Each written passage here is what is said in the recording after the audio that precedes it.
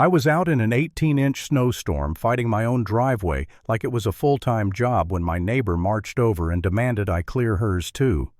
When I told her no, she snapped, "Fine, I'm reporting you to the HOA," like she was about to ruin my life with one email.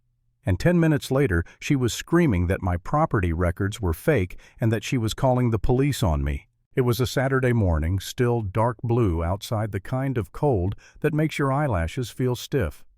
My snowblower was doing that steady, angry grind, and I was layered up like I was going on an Arctic expedition, just to clear the one driveway I actually own. Our neighborhood Cedar Brook Estates loves rules the way some people love football.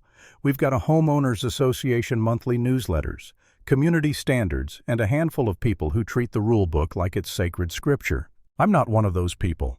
I keep my lawn trimmed, my trash cans out of sight, my mailbox the right color, whatever keeps the peace. And then there's Linda Parker. Linda moved in next door about 3 years ago, and from day one, she had commentary.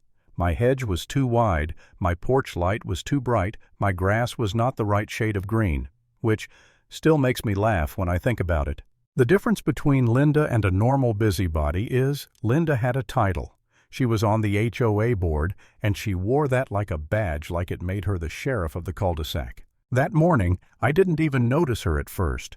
I was focused on the snow, heavy, wet, relentless, the kind that makes your back ache and your patience disappear. Then I hear this sharp voice cut through the sound of the snowblower. "Hey, you!" she yelled like I was a teenager she'd caught doing donuts in her driveway. I killed the engine and looked up, snow dusting my beard, hands numb inside my gloves. Linda was standing at the edge of her driveway in fuzzy slippers and a thin fleece, pointing at me like I'd personally caused winter. "I need you to clear my driveway too," she said. Not asked, said. I blinked at her. "Linda, I'm clearing my driveway." She rolled her eyes like I'd said something stupid. "It's your responsibility as a neighbor," she snapped, waving a hand toward the street like she owned the whole block. I actually laughed just once because it sounded so ridiculous out loud. Respectfully, no. Your driveway is your driveway. That's when her face changed, the polite mask dropped, and the HOA voice came out. "If you refuse," she said loud enough for the windows to hear, "I'll report you. This is negligence. You're creating a safety hazard." I stared at her, and for a second I didn't even know what to say. I wasn't blocking the street. I wasn't dumping snow onto her property. I wasn't doing anything except minding my own business. She stepped closer, still pointing. "People slip. Cars get stuck. The HOA can fine you for this." That's when I noticed curtains shifting around the neighborhood.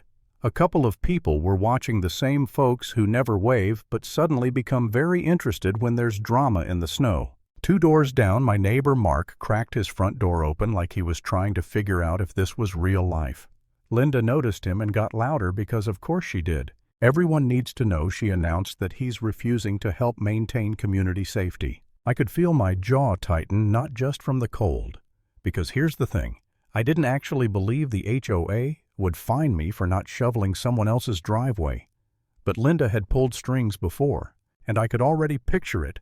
A complaint email, a twisted story, a violation notice in my inbox while I'm trying to go to work on Monday. Linda huffed and turned away like she'd just delivered a court ruling. "I'm contacting the HOA president," she called over her shoulder. "Enjoy your fines." I restarted the snowblower, but the rhythm felt different after that.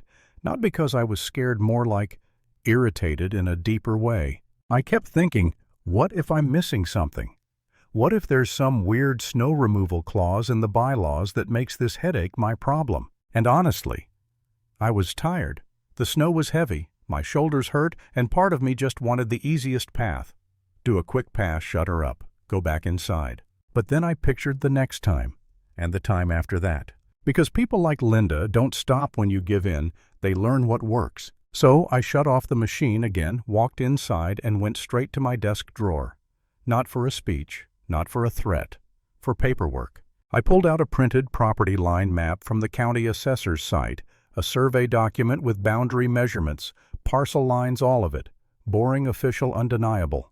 When I walked back out, Linda was back too, this time in proper boots and a thick coat, looking like she was ready for war.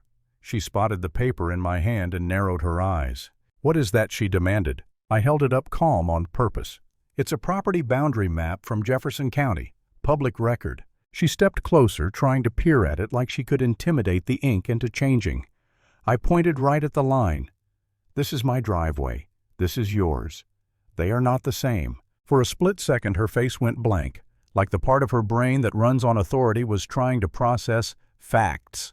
Then she snapped right back into character. "This is fake," she barked, and before I could react, she grabbed at the page like it was evidence in a courtroom drama.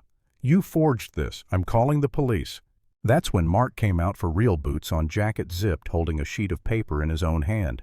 He walked over slowly like he didn't want to escalate, but he also wasn't about to let Linda rewrite reality. "Linda," he said steady, "I've got the same map, same county site, same boundary lines." Linda stared at his page, then mine, then his again.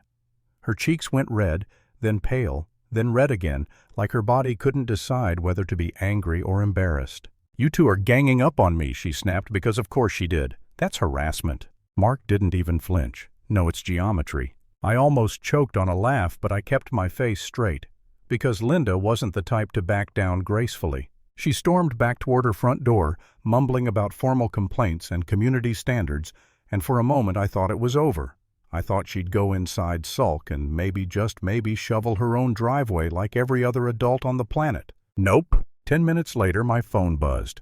An email notification. Sender: Elaine Whitmore, HOA President. Subject line: Snow removal complaint. Immediate review. My stomach dropped a little because that's what official emails do, even when you've done nothing wrong.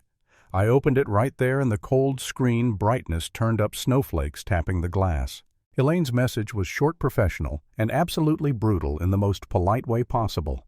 She wrote that the Homeowners Association had reviewed the complaint, confirmed that snow removal is each homeowner's responsibility, and that no resident is obligated to clear another resident's private driveway. Then the line that made me exhale through my nose. She added that property boundaries are a matter of public record, and that false claims and misuse of HOA reporting could result in disciplinary action. I looked up and saw Linda's front curtain shift.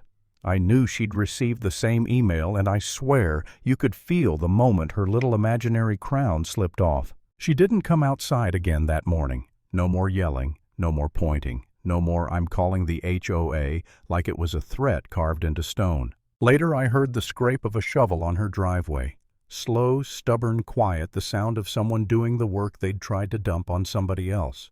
And that's where it ended for me. Not with applause, not with a victory lap, just the cold truth settling in like the snow itself. Because in an HOA neighborhood, the loudest person isn't always the one who's right, but the person with the paperwork usually is. Lesson: boundaries aren't rude, they're protection.